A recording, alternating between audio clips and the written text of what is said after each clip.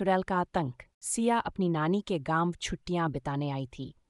गांव के किनारे पर एक पुराना घर था जिसे लोग भूतिया हवेली कहते थे। सिया को हमेशा डर लगता था, लेकिन उसे ऐसे किस्से सुनने का शौक था। एक रात जब आसमान में काले बादल छाए थे और बिजली चमक रही थी, सिया अपनी नानी के पास बैठी थी। नानी ने बताया इस घर में एक चुड़ैल रहती थी। वह गांव वालों को तंग करती थी और बच्चों को अपने जाल में फंसाती थी। सिया ने उत्सुकता से पूछा, फिर क्या हुआ नानी? नानी ने अपनी आंखों में डर भरते हुए कहा, वह चुड़ैल मर गई, लेकिन उसकी आत्मा अब यहाँ भटकती है। रात के अंधेरे में वह बाहर निकलती है और मासूम बच्चों को पढ़ने की कोशिश करती है। सिया ने नानी की बातें हंसकर टाल दी और सोने चली गई। रात के अंधेरे में अचानक उसे खिड़की के बाहर से किसी के रोने की आवाज आई। सिया ने खिड़की के पास जाकर देखा तो उसे एक सफेद साया दिखाई दिया। वह साया धीरे धीरे उसकी ओर बढ़ रहा था। सिया का दिल जोर जोर से धड़कने लगा। उसने खिड़की बंद करने की कोशिश की, लेकिन वह साया खिड़की के अंदर घुस आया। सिया चीखने लगी, लेकिन उसकी आवाज बाहर नहीं जा रही थी।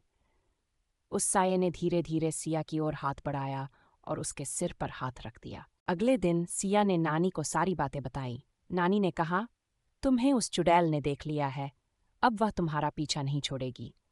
सिया ने नानी की बातों को मजाक समझकर टाल दिया, लेकिन रात होते ही उसे फिर वही आवाज सुनाई देने लगी। इस बार वह आवाज और भी तेज थी। सिया ने कमरे की बत्तियां जलाने की कोशिश की, लेकिन सभी बत्तियां बुझ गई। अंधेरे में उसे वही सफेद साया दिखा जो उसकी ओर बढ़ रहा था। सिया ने देखा कि उस साये ने उसके कमरे की दीवार पर कुछ लिख दिया था। लिखा था, मुझे मुक्त करो वरना तुम्हारी जिंदगी नर्क बन जाएगी। सिया को समझ नहीं आया कि चुड़ैल क्या चाहती है। वह डर के मारे रोने लगी। तभी नानी कमरे में आईं और उन्होंने सिया को गले लगा लिया। नानी ने कहा, तुम्हें इस चुड़ैल से बचने के लिए उसकी कहानी को समझना होगा। नानी ने सिया को बताया कि चुड़ैल का नाम शीतल था और उसे गांव वालों ने जिंदा जला दिया था। वह मासूम थी, लेकिन लोगों ने उसे गलतफहमी में मार डाला। उसकी आत्मा अब भी न्याय की तलाश में भटक रही है। सिया ने नानी से पूछा, हमें क्या करना चाहिए? नानी ने कहा, हमें उसकी आत्मा को शांति दिलानी होगी।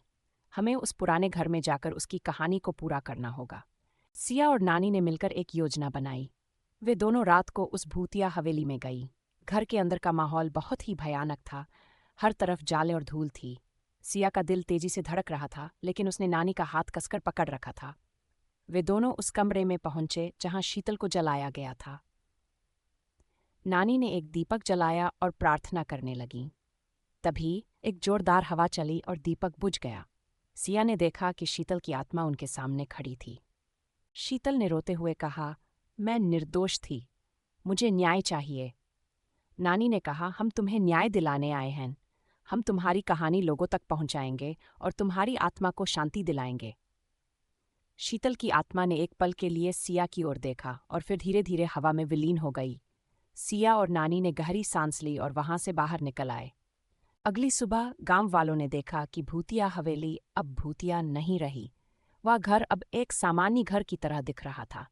सिया और नानी ने गांव वालों को शीतल की सच्चाई बताई और उसकी आत्मा को शांति दिलाने का काम किया। गांव के लोग सिया और नानी के साहस की तारीफ करने लगे। सिया को अब भूतिया हवेली का डर नहीं था। उसने अपनी छुट्टियां खुशी खुशी बिताई और एक नए विश्वास के साथ अपने घर लौट आई।